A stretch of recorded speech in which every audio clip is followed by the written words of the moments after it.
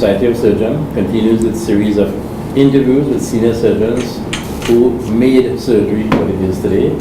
And it's my pleasure on the 12th of January to interview Dr. M.N.K Rahaman, who was a general surgeon. Dr. Rahaman, thanks very much for agreeing in this rainy afternoon to come out for this interview. Thank you. Can you tell us your dates of your postgraduate training and where did you achieve these degrees? Postgraduate from 1967 to 71 in Manchester and London.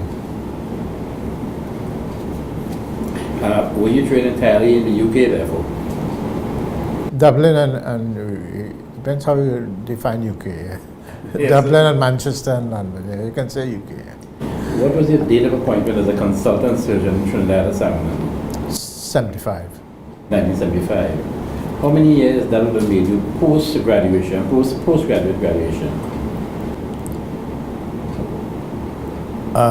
3 years. Or just 3 years after your final postgraduate degree? Yes. Okay. Did you work in any other hospitals having left the UK?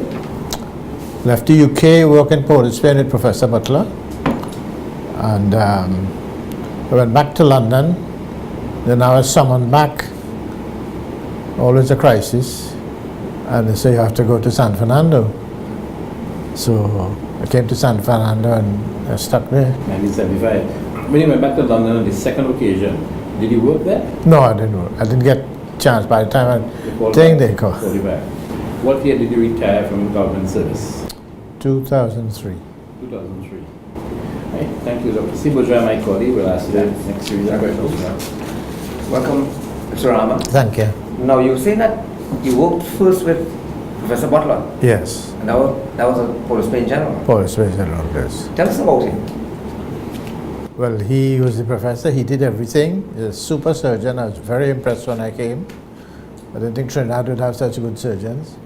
But he did well, you had to do everything in those days. Eh? And what services were offered in the field of surgery at that time compared to what you had in the UK? Well, there's no pediatric surgery. There's no urology.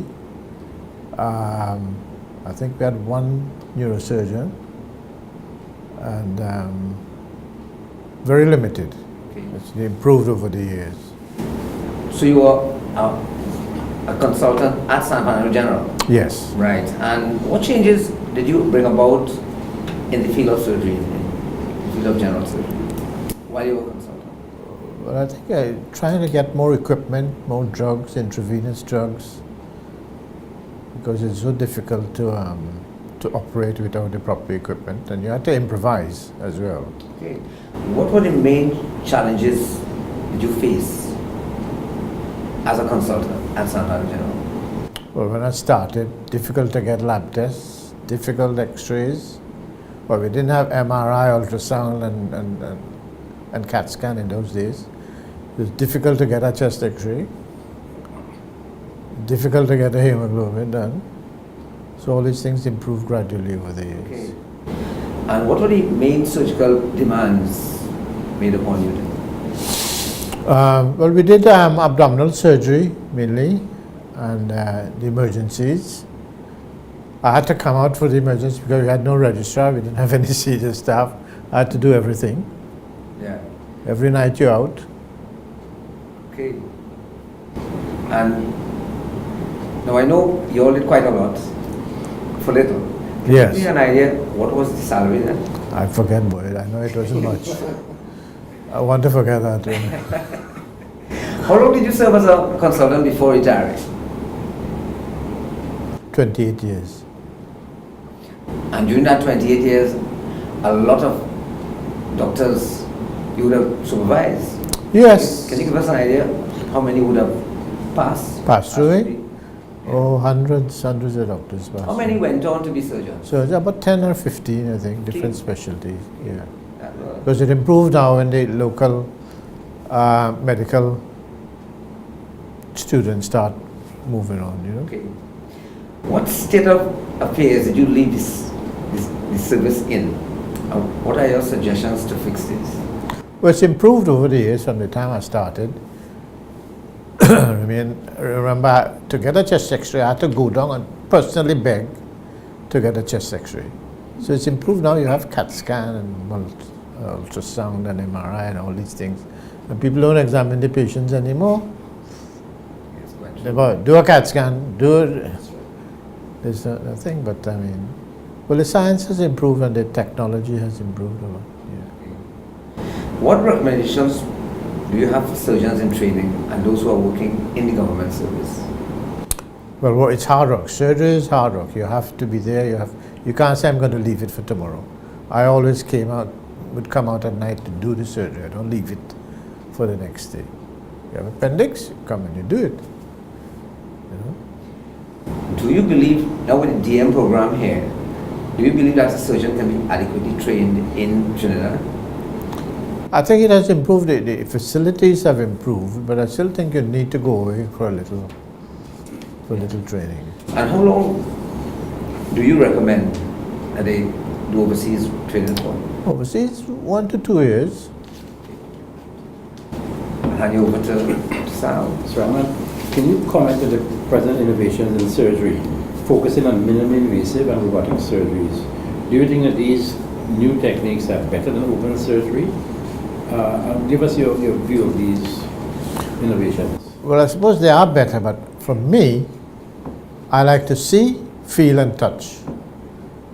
This is the thing. With laparoscopic thing, well, you're doing it, but you can't feel anything, you can't touch anything. And the robotic surgery apparently is even better than the laparoscopic surgery. I've seen a program the other day where they're doing prostate, fantastic. Sure.